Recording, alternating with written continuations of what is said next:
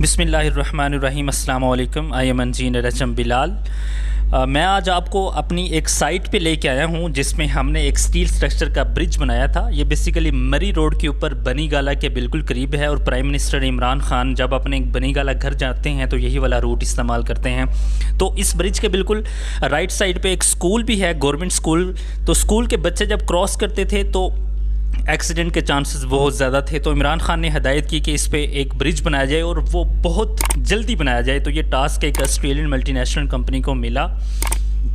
اب میں آپ کو یہ بھی بتاؤں کہ اس برج کے ٹاپ پہ اگر آپ کو کھڑے ہوں تو اسلام آباد میں ایک بڑی اچھی لوکیشن ہے لیک ویو پارک۔ تو لیک ویو پارک کا نظارہ بھی یہاں سے کیا جاتا ہے، اور جو عمران خان کا گھر بنی گالا میں وہ بھی نظر آتا ہے، اور اس کے بعد بڑا اچھا خوبصورت لوکیشن پہ یہ بنا ہوا ہے۔ لیکن میرا پرپز یہاں پہ یہ بتانا نہیں ہے کہ یہ بڑی اچھی لوکیشن پہ بنا ہوا ہے۔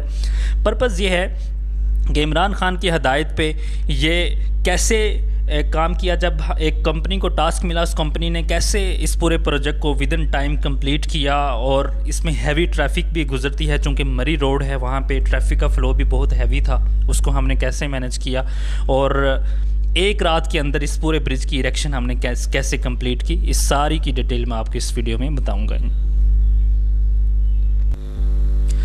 اب یہ جو برج، جیسے میں نے آپ سے پہلے عرض کیا ہے کہ یہ مری روڈ کے اوپر بنا ہوا ہے۔ اگر آپ نے مری جانا ہو اسلام آباد سے تو آپ یہی والا روٹ استعمال کرتے ہیں۔ مری سے واپسی پر بھی یہی روٹ استعمال کیا جاتا ہے۔ تو اسپیسیفکلی جو ویکنڈ کے اوپر یعنی کہ فرائیڈے، سیٹرڈے اینڈ سنڈے کے اوپر بہت زیادہ ٹریفک ہوتی ہے، اور ٹریفک کو 5 منٹ کے لیے بھی کنٹرول کرنا پاسبل نہیں ہوتا۔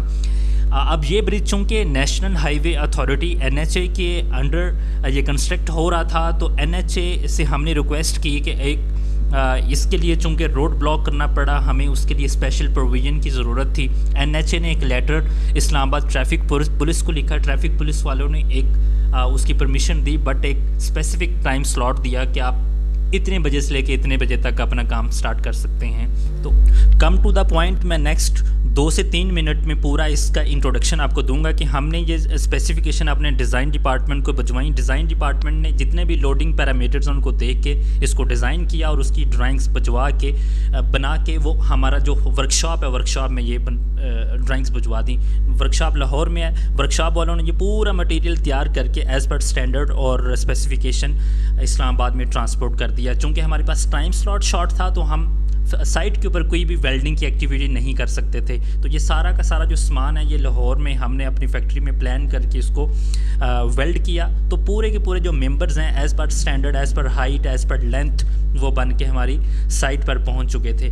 اب ہمیں جو ٹریفک پولیس نے ٹائم دیا تھا وہ صرف اور صرف 12 گھنٹے کا تھا۔ ہم نے 4 بجے اپنے جو 10 کالمز ہیں وہ اریکٹ کر لیے تھے۔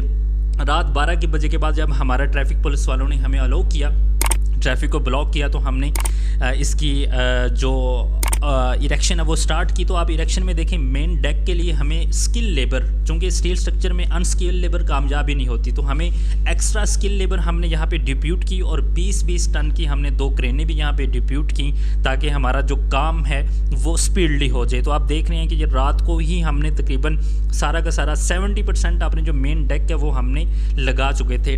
پریشر بہت زیادہ تھا، مینٹلی پریشر تھا، ٹائم شارٹ تھا۔ صبح 5 بجے کی تصویریں آپ دیکھ رہے ہیں، 5 بجے تک ہم اپنا 70% ایک سائڈ اپنی کمپلیٹ کر چکے تھے۔